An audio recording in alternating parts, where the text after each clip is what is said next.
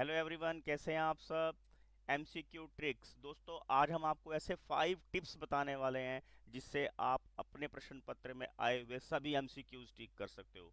चाहे वो प्रश्न पत्र स्कूल एग्जाम का हो, बोर्ड एग्जाम का हो या कोई कॉम्पिटिटिव टेस्ट हो, जहां पर एमसीक्यू आएंगे आप इन सबको ठीक कर सकते हो। ये कोई जादू नहीं है, ये एक टेक्नोलॉजी है, एक स्ट्रेटेजी है, जिस स्ट्रेटेजी के अकॉर्डिंग आप एमसीक्यूज को ठीक कर सकते हो। एग्जामिनर का एक माइंड सेटअप होता है, उसके अकॉर्डिंग वो एमसीक्यूज बनाते हैं। उनमें ठीक करने का क्या प्रोसीजर है, आइए हम आपको बताते हैं। दोस्तों, वीडियो बनाने में समय बहुत लगता है, बहुत मेहनत लगती है। केवल आपसे एक ही आशा है कि आप लाइक का बटन जरूर दबाएं। देखिए, अब हम यहाँ पर क्या ध्यान रखेंगे।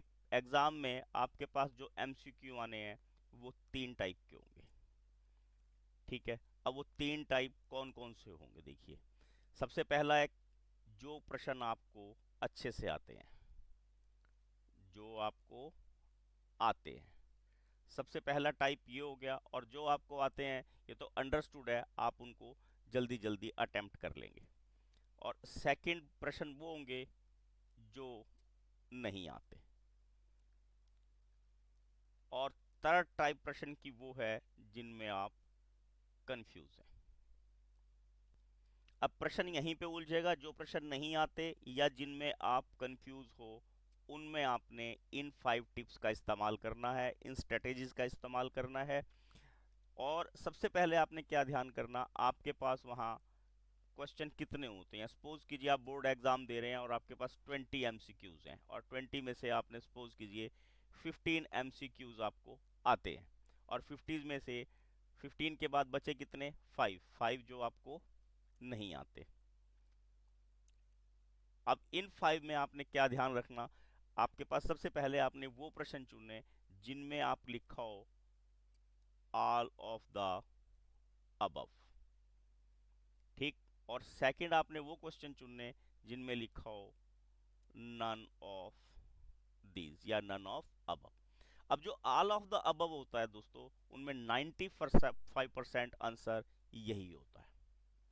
ये आपने ध्यान रखना है। जितने मैंने अभी तक एग्जाम देखे हैं, जिनकी मैंने इस वीडियो को बनाने के लिए स्टडी की है, सब में जहां पे ऑल ऑफ द अबव है 95% में यही आंसर होता है। ठीक। और जहां पे हमारे पास सेकंड ऑप्शन है नन ऑफ दीज, ये 10% चांसेस होते हैं कि नन ऑफ दीज वाला ऑप्शन वहां पे आपको मिले। एक तो ये बात, फर्स्ट टिप अपने माइंड में ये सेट कर लीजिए। ये हमारी आज की वीडियो की फर्स्ट टिप है। इसमें हमने उसके बाद क्या क्या ध्यान करना, इसी टिप में एक हमारे पास होती है सिमिलर स्ट्रेटेजी। और सिमिलर स्ट्रेटेजी में हमने क्या ध्यान रखना होता है दोस्तों, जिन क्वेश्चंस में, अब मान लीजिए हमारे पास क्वेश्चन दिया हुआ है, यहाँ पे क्वेश्चन है हमारे पास cot A is equal to 8/15, और एग्जामिनर ने आपसे साइन ए की वैल्यू फाइंड आउट करने को कही है। और ऑप्शन में वो आपको दे रहे हैं 15/17, और बी ऑप्शन में आपको दे रहे हैं वो 8/17, सी ऑप्शन में दे रहे हैं वो 15/8, और डी ऑप्शन में दे रहे हैं नन ऑफ दिस। ठीक। अब सिमिलर स्ट्रेटेजी के अंडर सबसे देखिए हमारे पास 4 ऑप्शन है, तो हमारी क्वेश्चन ठीक होने की प्रोबेबिलिटी 25% है। इसको पहले तो हमने 50% करना है। सपोज कीजिए 50% कैसे करेंगे। अब ये सिमिलर स्ट्रेटेजी के अंडर ये दो सिमिलर आंसर हमें नजर आ रहे हैं, 15/17 और 8/17। इसका मतलब ये दो तो आपने छोड़ ही देने हैं। ठीक। अब इनमें से देखिए, अब हमारी प्रोबेबिलिटी सिमिलर स्ट्रेटेजी के अंडर कितनी होगी, 25% से 50% होगी। अब इसको 100 कैसे करना है। सपोज कीजिए आपके पास, ये आपको बोर्ड एग्जाम में काम आएगी ये वाली स्ट्रेटेजी जो मैं आपको बता रहा हूँ, क्योंकि आपने क्या ध्यान रखना, बोर्ड एग्जाम में एग्जामिनर आपको पास करना चाहते हैं। कोई भी बोर्ड का एग्जाम हो, चाहे वो क्लास का एग्जाम हो, स्कूल एग्जाम हो, एग्जामिनर चाहता है कि बच्चा पास हो जाए। आपने 10 नंबर क्वेश्चन पे ये लिखा है cot A is equal to 8/15, और वैल्यू आपने आंसर में यहाँ लिख दी 15/17। अब पता नहीं आपको ये गलत है या सही है। अब आपने क्या करना है, दोबारा यहाँ पे क्वेश्चन नंबर 10 लिखा, और लिखा cot A is equal to 8/15, और अब यहाँ पर आपने आंसर बताना है, और आंसर में आपने यहाँ पर ऑप्शन बी 8/17 लिख दिया। अब एग्जामिनर जब नोटबुक चेक करेंगे, आपकी कॉपी चेक करेंगे, तो क्या देखेंगे, यहाँ इस बच्चे ने लिखा है, अगर ये ठीक होगा तो यहाँ मार्क्स दे देंगे, और ये दोबारा कर दिया गलती से, इसको क्रॉस कर देंगे। ठीक। बट सपोज कीजिए अगर ये 15/17 गलत है, मान लीजिए ये गलत है, तो यहाँ तो मार्क्स आपको मिलने वाले नहीं है। तो अब आगे जाएंगे, एग्जामिनर देखेंगे ओ बच्चा ये काटना भूल गया होगा, और यहाँ पे आपको ये नंबर दे देंगे। अब आपको समझ में आ गया सिमिलर स्ट्रेटेजी में आपने किस प्रकार आप क्वेश्चन को 25% से 50% और फिर 100% आप इसको करेक्ट कर सकते हैं। इसी में आप कोई साइंस का एग्जांपल ले सकते हो। सपोज कीजिए आपके पास ऑप्शन में वहां दिया है डीएनए, आरएनए, ठीक है, और उसके बाद आपको दिया है यहाँ पे रिक्तिकाएं, और लास्ट में दे दिया इनमें से कोई नहीं, ठीक है। तो यह सिमिलर स्ट्रेटेजी के अंदर आप फिर यहाँ पे आरएनए और डीएनए में से आंसर चूज कर सकते हो, उसमें भी आप यही स्ट्रेटेजी का इस्तेमाल कर सकते हो। एक पेपर में दोस्तों ये 1 या 2 बार ही करना है, इसका ज़्यादा इसका इस्तेमाल आप बोर्ड एग्जाम में नहीं कर सकते, ठीक है। आपको ये ध्यान में आ गया होगा। इसी तरह और भी कोई लेसन, मान लीजिए मैं एक एग्जांपल और ट्रिग्नोमेट्री का ही ले लेता हूँ। यहाँ पे सपोज कीजिए हमें दिया हुआ है 2 tan 30 अपॉन 1 + tan² 30। अब यहाँ पे ऑप्शन दिए हुए हैं sin 60, tan 60, cos 60 और sin 30। अब यहाँ पे फिर सिमिलर स्ट्रेटेजी में हमारे पास देखिए साइन वाले दो सेम है, इनको छोड़ दीजिए और आप इस प्रकार यहाँ सिमिलर स्ट्रेटेजी का यूज करके इन क्वेश्चनों को सही कर सकते हैं। ये हमारी थी टिप नंबर 1। अब देखिए हम आपको सेकंड टिप में क्या बताते हैं। यहाँ पे है हमारी ये ब्रेन टेक्नोलॉजी। यहाँ पे आपने दिमाग का इस्तेमाल करना है। अब दिमाग का इस्तेमाल कैसे करना है देखिए। सपोज कीजिए आपके पास यहाँ क्वेश्चन दिया है पुरुषों में डैश गुणसूत्र होते हैं, और ऑप्शन दिए हैं XY, XX, X या Y।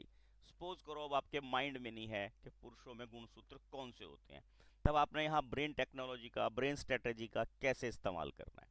आपने वो लेसन ध्यान करना है, किस लेसन से ये क्वेश्चन आया है, इसका टॉपिक क्या था क्वेश्चन का, जब ये टीचर ने पढ़ाया था तो क्या समझाया था।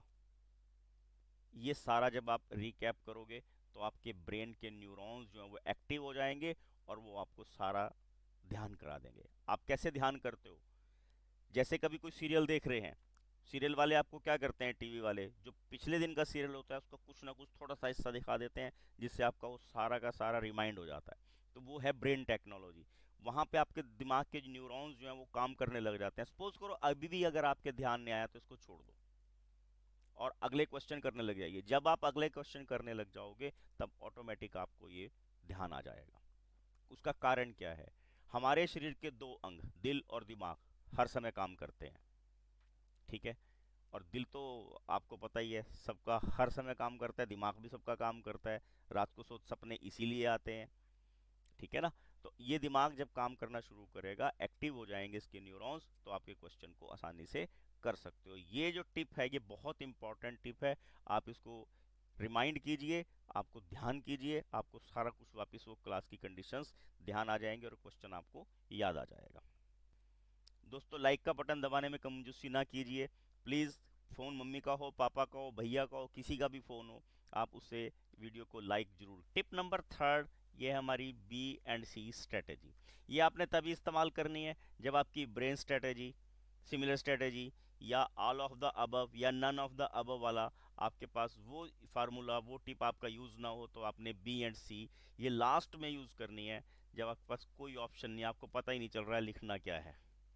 उसमें क्या होता है दोस्तों, जब भी कोई टीचर पेपर बनाते हैं वो कभी नहीं चाहेंगे कि बच्चे को आंसर पहला ही मिल जाए, ठीक है। आप कोई भी कंपटीशन टेस्ट देखो, अगर आप इस प्रकार का क्वेश्चन देखोगे मैक्सिमम में आपको आंसर बी और सी में ही मिलेंगे। तो और ना ही टीचर ये चाहेगा कि वो बच्चा सारे ऑप्शन पढ़े और लास्ट में उसको जाके ऑप्शन डी आंसर के रूप में मिले। तो इसको हम बोलते हैं B&C स्ट्रेटेजी। जब आपका कोई भी स्ट्रेटेजी काम ना आ रही हो तब आपने इसका यूज करना है और उसमें से आंसर बी या सी चूज करके अपने आंसर को चुनना है। टिप नंबर 4 में आपने क्या करना, अब यहाँ पर कंपटीशन टेस्ट कोई सा भी हो, वहां पर आपको असर्शन और रीजनिंग के क्वेश्चन आते हैं, ठीक है ना। अब असर्शन और रीजनिंग के क्वेश्चनों को कैसे सॉल्व करते हैं। अब आपके पास असर्शन और रीजनिंग के यानी कि अभिकथन और कारण के जो तर्क के जो क्वेश्चन होते हैं वो इस प्रकार के होते हैं, जिसमें ऑप्शन लिखा होता है both A and reason R are true and reason R is correct explanation of assertion A, और सेकंड में लिखा होता है both assertion and reason R are true but reason is not correct explanation of A. और third option होता है assertion is true और reason is, यहाँ पे फोर्थ में है रीजन इज ट्रू। अब आपने क्या ध्यान रखना, सपोज कीजिए मैं कोई यहाँ पे एग्जांपल आपको लेता हूँ।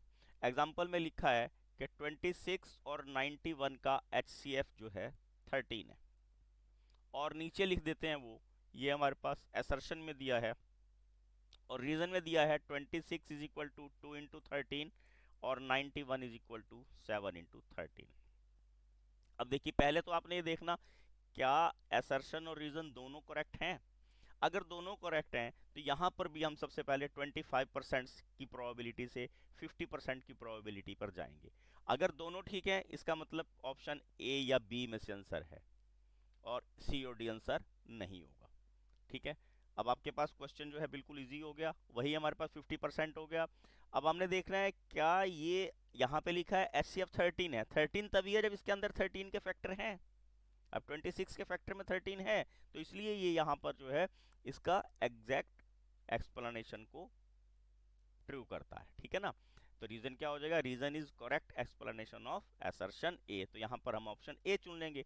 अब सपोज कीजिए कोई एग्जांपल हम ऐसा ले लेते हैं, यहाँ पर इन्होंने सपोज कीजिए यहाँ पर 92 ले लेते हैं और 92 के फैक्टर में वो यहाँ पे लिखते हैं 4 इंटू 23।